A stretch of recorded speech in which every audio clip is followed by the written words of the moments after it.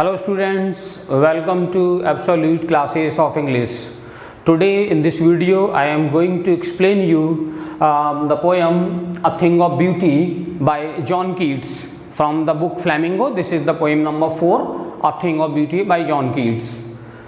First of all, I would like to explain you about the poet John Keats. John Keats was a British romantic poet. He was a British romantic poet and most of the poems are written about fancy and imagination. That's why he is called a romantic poet. And basically he was a trained surgeon. But he liked poetry very much and referred to poetry. So he devoted himself to poetry later on, though he was a surgeon by profession. And he died at the age of 26. He died at a very premature stage. He died only at the age of 26. After the poet, I would explain you about the poem. This poem is an extract from Endymion, a poetic romance, which is actually a long narrative poem written by John Keats. And this one, A Thing of Beauty, is an extract from Endymion, a poetic romance. This poem is actually based on a Greek legend, in which Endymion was a beautiful young shepherd. Endymion was a beautiful young shepherd and he used to live on Mount Latmus. Endymion lived on Mount Latmus. Once he had a vision of Cynthia. Cynthia in Greek legend is the moon goddess, and after having a vision of Cynthia, the moon goddess, Endymion, this beautiful young shepherd, was so much enchanted by the beauty of moon goddess that he started a search for finding and seeking the moon goddess Cynthia, and he wandered through the forest and also went down the sea. So this poem is actually about the concept of beauty. Students, there is also a use of allegory in this poem. Allegory actually a literary composition with characters, places and events having symbolic significance. If in any poem there are characters, places and events and they have some symbolic significance, such poem is called allegory. So there is also a use of allegory in this poem, A Thing of Beauty.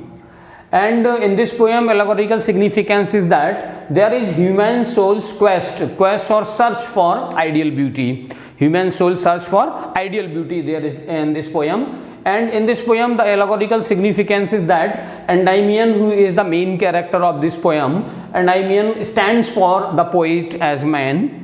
And Cynthia, who is the moon goddess, Cynthia stands for ideal beauty. So this is the allegorical significance of the poem. Now I would explain you about the rhyme scheme used in the poem. Rhyme scheme of this poem, students, this poem is written in run-on couplets. Which couplets? Run-on couplets. Run-on couplets are those couplets, the combination of two lines in which the last word of each line rhymes with the last word of the following line. For example, the last word of first line is forever and it is rhyming with the last word of next line never. Forever, never. Similarly, last word of the third line is keep, which is rhyming with the last word of the fourth line sleep. So this pattern of rhyme scheme is known as run-on couplets. The whole poem is written in the form of run-on couplets. This is the rhyme scheme of the poem. For example, from this poem, forever is rhyming with the word never of last word of next line. Forever, never, keep, sleep, breathing, reading, earth, dearth, dad, red, drink, brink. So this is run-on couplets. This is the rhyme scheme of the poem.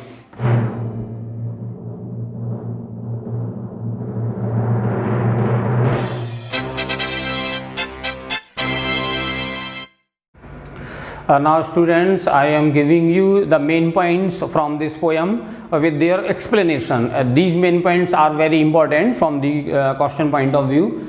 And the first main point is criteria of a thing of beauty. How can we judge that this particular thing is a thing of beauty according to John Keats? So first 2-3 lines of this poem start with these main points. For example, a thing of beauty is a joy forever, means a thing of beauty is an eternal source of joy. This is an eternal source of joy, and its loveliness increases. The loveliness of a thing of beauty is always increasing. It never decreases. Its beauty never decreases, nor it remains constant, but its beauty and its loveliness always keep on increasing. So increasing loveliness of a thing of beauty. And another criteria is always significant. A thing of beauty never pass into nothingness. It is always significant for the person, for the beholders. It never pass into nothingness. It is always significant. Next main point is gift of a thing of beauty. What can a thing of beauty give to us, give to human beings? So according to John Keats, he gives some points that what can a thing of beauty can give us. This is peace of mind. It can make a place pleasant and peaceful and quiet. A thing of beauty has the power to make a place peaceful, and it can also provide a person sound sleep, sound sleep with sweet dreams. A thing of beauty has the power to provide sound sleep with sweet dreams, and it can also give good health to a person, and it can also give quiet breathing, balanced breathing, good breathing to a person. All these things poet is writing about a thing of beauty can provide to a human being. So these are actually personal notes in this poem, personal or autobiographical impact we can say in the poem, because John Keats was a patient of TB, tuberculosis, and that's why he died at a very premature stage of 26 because of this disease.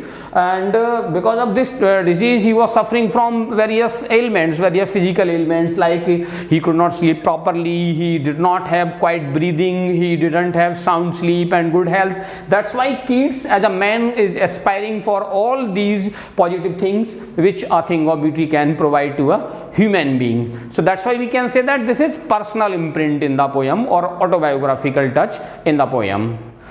Poet John Keats has also used imagery in this poem. He has created an image of wreathing a flowery band. Wreathing means making. So wreathing a flowery band, a garland of flowers. There is an image. We all human beings are making a garland of flowers. It is as if a gardener is picking flowers from everywhere and making a garland. Similarly, each and every day, on every day we are seeking for happy moments, and all these happy moments and happy sights in human life keep us connected, keep us binding, keep us connected with this earth. So as long as we are on this earth, all happy moments, all happy sights, all these beautiful scenery, all the beautiful objects of nature, they keep us connected with human life. So this is the image of wreathing a flowery band. All of human beings, all the human beings are making a flowery garland. As long as they are on this earth, they are connected because of these happy sights and happy moments in their life. Next, there is dark and pessimistic picture of human life drawn by John Keats. John Keats says that human life is full of many sadness, sufferings, miseries, and there is everywhere darkness and negativity in human life. He says that human life is full of misery, sadness and sufferings. This is dark picture, pessimistic approach towards life. And he also says that there is shortage or dearth of people with noble nature. People with noble nature are very rare to find in this world. That's why there are problems in this world. John Keats also says that there is sadness, there is ill health, people are suffering from health issues, and there are unhealthy practices, wrong methods by the people, used by the people to earn their name, fame and money. So they are going on wrong path. So because of all this, there is a pessimistic approach towards life. Even after that, John Keats believed that all this negativity prompting human beings to seek a thing of beauty. Probably because of darkness, we are aspiring for light. Because of night, we are aspiring for morning. So this negativity in human life is always prompting us to seek a thing of beauty, because a thing of beauty can remove all this negativity from human life.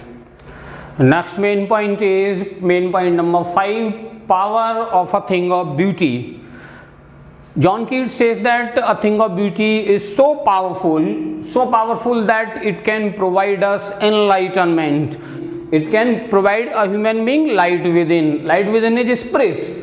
And it can also remove the curtain of sadness. Curtain of sadness it can remove from our dark spirits because of so much sadness, so many problems described earlier, ill health, dark practices, lack of people, there are not people with noble nature. So there are sadness everywhere. But this sadness and this darkness can be removed by a thing of beauty. It can remove the pall of sadness, curtain of sadness from our dark spirit. It is so powerful. A thing of beauty is so powerful. Next main point is examples of beautiful things. John Keats also gives some examples of beautiful things, mostly from nature. All natural objects are beautiful. They are in the category of a thing of beauty. For example, the sun, the moon, they are an eternal source of joy. Their significance can never be decreased. They will always remain significant for all the human beings. That's why they are in the category of beautiful things. The sun, the moon, old and young trees because they provide a shady place. They provide a shady boon for sheep which are in the forest. So these old and young trees are like shady boon for the sheep. Similarly, daffodils, flowers blooming in the green forest, they are also beautiful things. And streams of water provide a cooling impact in hot season. That's why they are also a beautiful thing. And wild roses which are growing amidst the thick brakes and bushes in between the wild roses. So these wild roses growing in the bushes in the forest are also a beautiful things. Next main point of this poem is grandeur of the dooms. Grandeur of the dooms and mighty dead. So grandeur means glory, magnificence. Grandeur or magnificence of the dooms. Doomsday is actually a reference in Christian mythology. According to a Christian belief that everything will come to an end one day, and that day will be the doomsday. But poet says that even on the doomsday, which is the day of ultimate destruction according to Christian belief, all these beautiful things will maintain their glory. They will never end because they are eternal source of joy, and they will never pass into nothingness, and their pleasure will always be increasing. Even on the doomsday, even on the day of ultimate destruction, they will remain grand. Their glory will not decrease.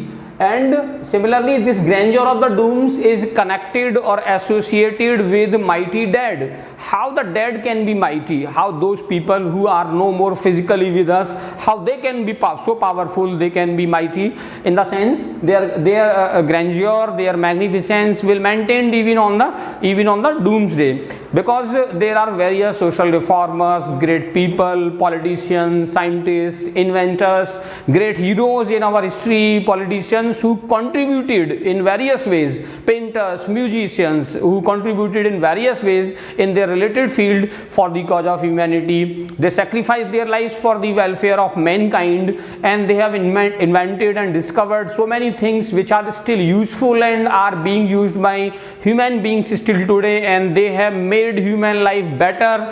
And such people who have contributed for the sake of mankind and for the welfare of the world, for the welfare of the society, all these people, they may not be with us physically today. They are dead, but even after their death, they are so powerful, they are so strong that they will always be cherished in our memory. They will always be alive in this world because of their contribution to mankind. So these people are actually in this category of mighty dead, mighty powerful. Even after their death, they are with us because of their creations, their contributions, and their sacrifices for the cause of humanity and mankind. So, and their grandeur, their magnificence will never decrease even on the doomsday, even on the last day of destruction. Next main point is significance of all lovely tales. All lovely tales which we have heard or read, these lovely tales will also be in our memory. They are also thing of beauty. Their significance will never decrease. They are an eternal source of joy. For example, we can say that if there is any song or story we like, we want to listen it again and again, and the pleasure we are deriving from it, the pleasure, the joy we are getting from it, it is eternal. It never passes into nothingness. The pleasure we are getting, it is ever increasing. So all lovely tales are also significant, and they are also a thing of beauty, the poet want to say. And finally the poet says that endless fountain of immortal drink. What is this endless fountain of immortal drink? So all these beautiful aspects of nature, all these significant things around us, all these beautiful sights, all the natural objects, all these happy moments, they are like endless fountain which will never end, a fountain from which we are getting joy and pleasure, peace of mind. So all these are like endless fountain of immortal drink, the divine drink of gods and goddesses. So it is coming from the heaven, it is provided by heaven. Heaven is providing us this eternal joy, this eternal bliss, this endless fountain which we are getting from natural objects, we are getting from nature, we are getting in the form of all this gift of nature. So this is the explanation of poem A Thing of Beauty by John Keats. I hope that you would have liked my video. Kindly like and share. Thank you. Have a nice day. Jai Hind, Jai Bharat.